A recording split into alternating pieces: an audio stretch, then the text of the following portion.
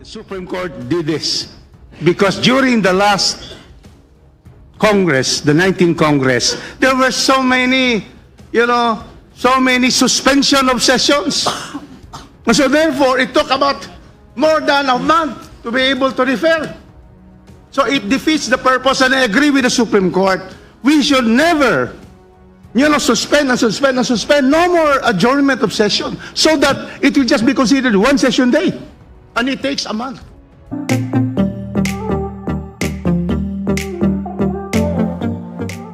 Last, as number 6, betrayal of public trust. Section 3 of the same Article 11 of the Constitution outlines the procedure for impeachment from the filing of a complaint by a member of the House of Representatives or by any Filipino citizen to the actions to be taken by the House of Representatives and the Senate in initiating and trying the case for impeachment. The first paragraph of Section 3 states, "The House of Representatives shall have the exclusive power to initiate all cases of impeachment." The term initiate has been further defined in the case of Francisco versus House of Representatives, where the Supreme Court held that initiation of impeachment proceedings takes place by the act of filing and referral or endorsement of the impeachment complaint to the House Committee on Justice.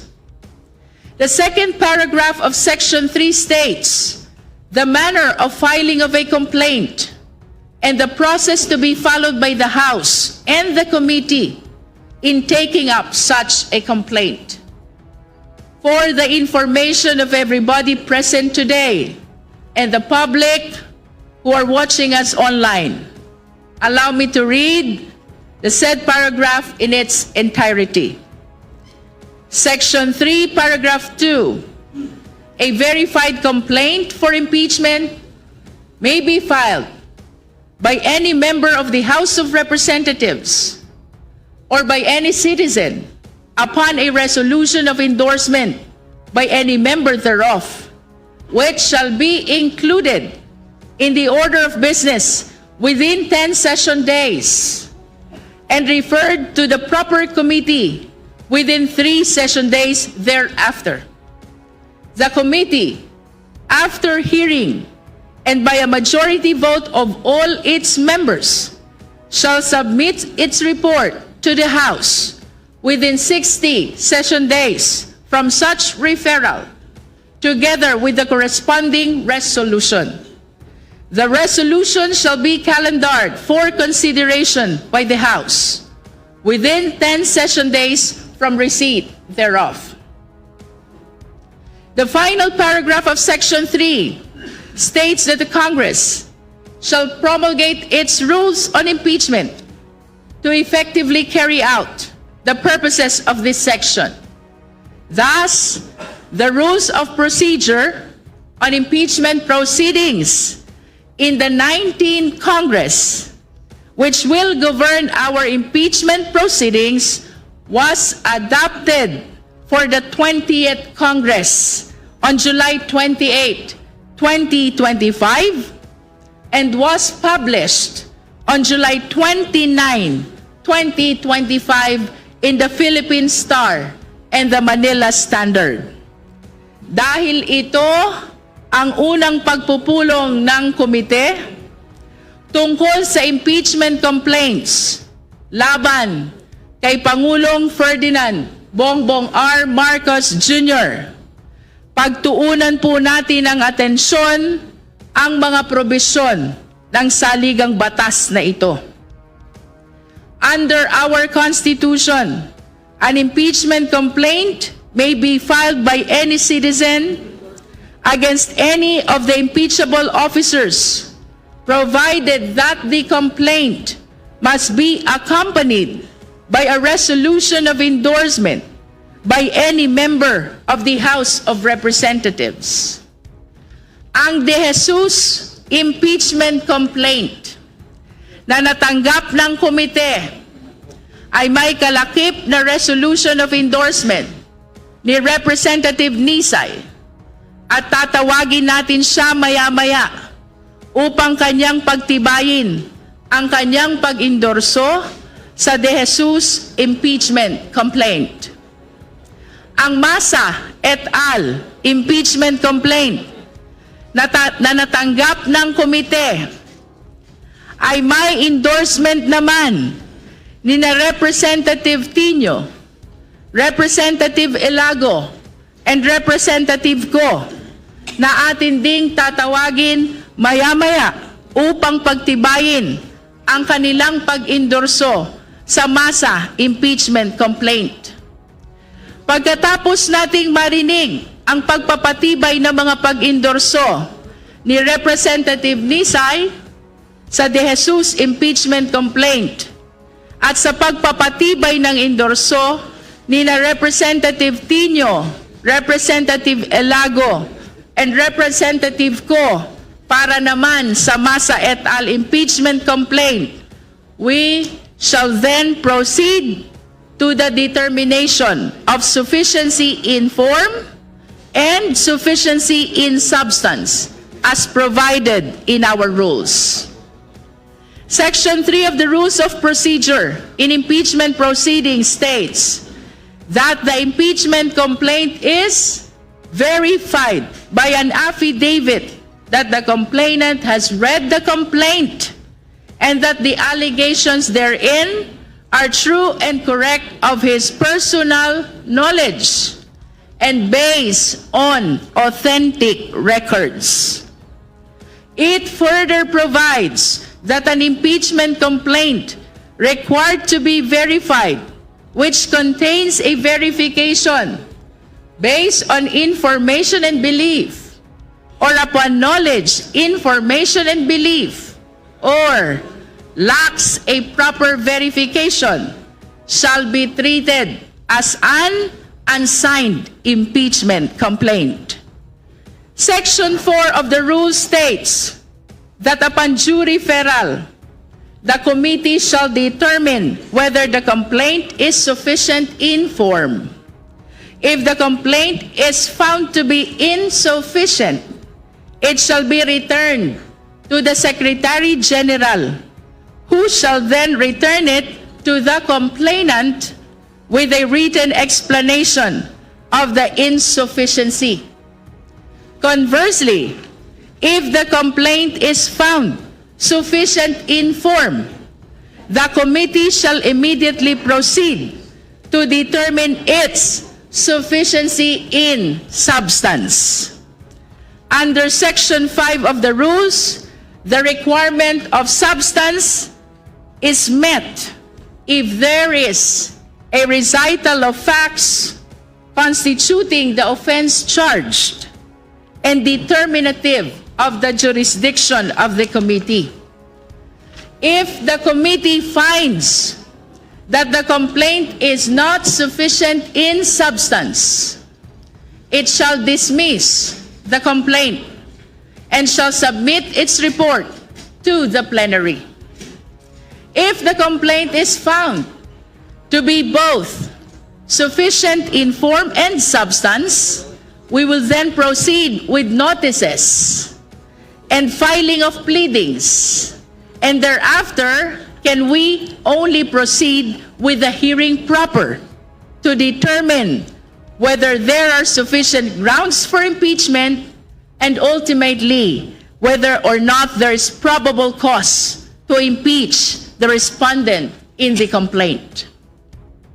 Sa pagkakataon pong ito, mga kasamang miyembro ng Justice Committee, let the Chair read our ground rules which will guide us in our entire proceeding. 1. May 39 na regular members tayo sa committee. Ang quorum ay 1/5. Ibig sabihin, 8 miyembro ng committee ang kailangan to establish a quorum. 2. Ex officio members, Speaker, deputy speakers, majority and minority leaders and deputies. At ang chairperson ng Committee on Accounts ay kasama sa bilang may boses at may boto. 3. Kung mayroong miyembro na may gustong sabihin, makipag-ugnayan lang sa committee secretary para maisama kayo sa listahan. Salita ng pagsasalita ng miyembro ng minorya, mayorya, at may 5 minuto ang bawat gustong magsalita. 4. Sisikapin natin na unahin ang miyembro ng minorya na susundan ng miyembro ng mayorya sa kanilang pahayag. 5. Kung mayroong lalabis sa 5 minuto, pagbibigyan natin sila sa second at sa mga susunod pa na rounds. As we begin this solemn process, let us be reminded that our names will be etched in the history, not by the positions we hold, but by the courage and integrity we demonstrate in this hall. We stand here today as the voice of the sovereign Filipino people. Maraming salamat po sa inyong lahat.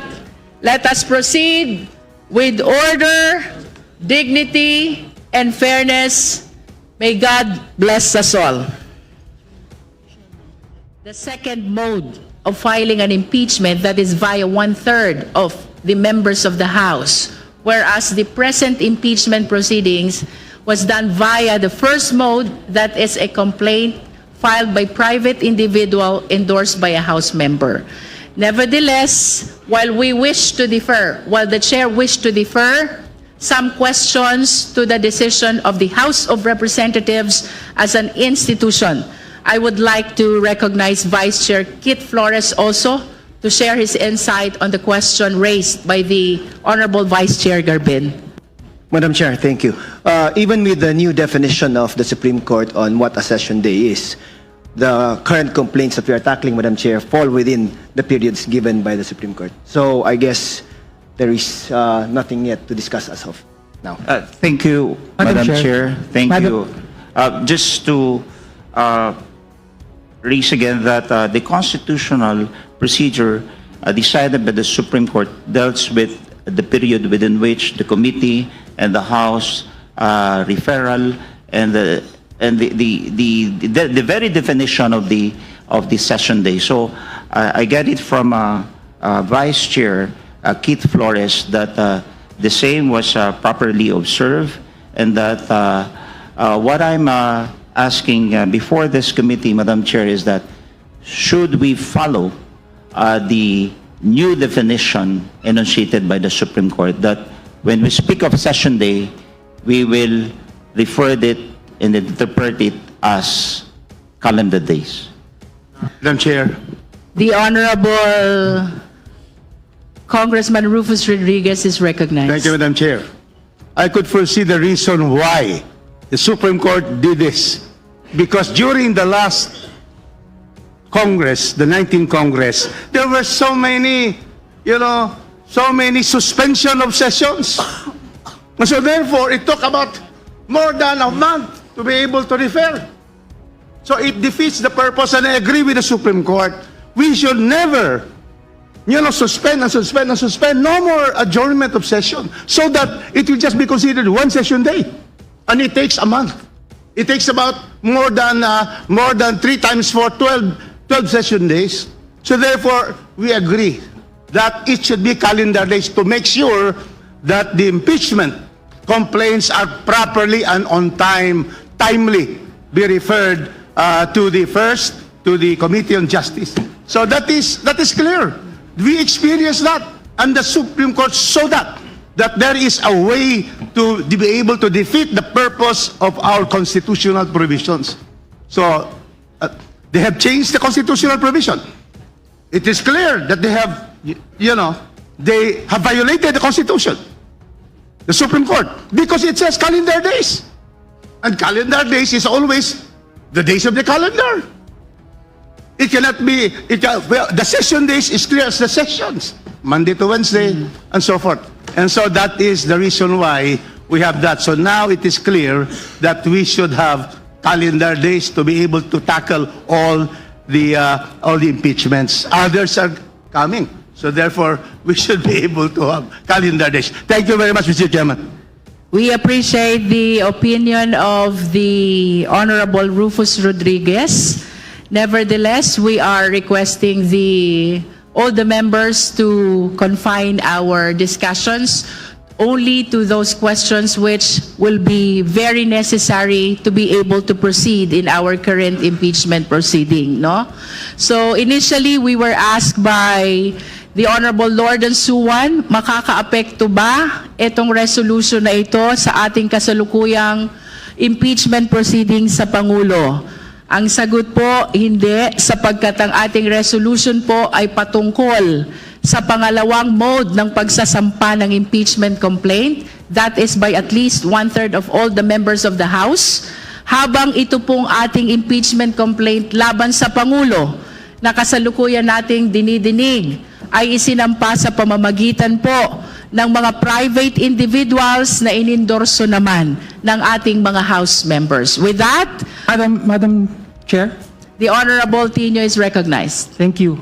Madam Chair, gusto ko pala lang pong iparating sa committee na kahit po hindi ito yung second mode na endorsed ng 1/3, kung hindi ni-refer po sa Justice Committee, kaya nandito po tayo ngayon.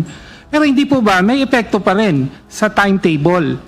Kasi sabi dito, determination of sufficiency in form, the Secretary General within 3 session days will return with a written explanation of insufficiency.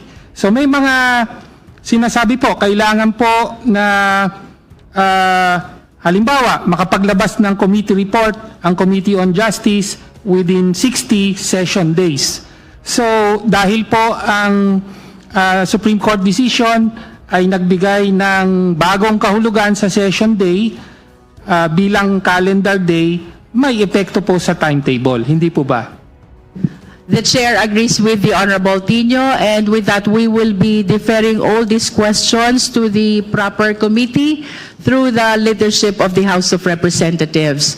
I wish to express that the Justice Committee is not in the proper position to pronounce whether or not we will be following every details of the resolution of the Honorable Supreme Court.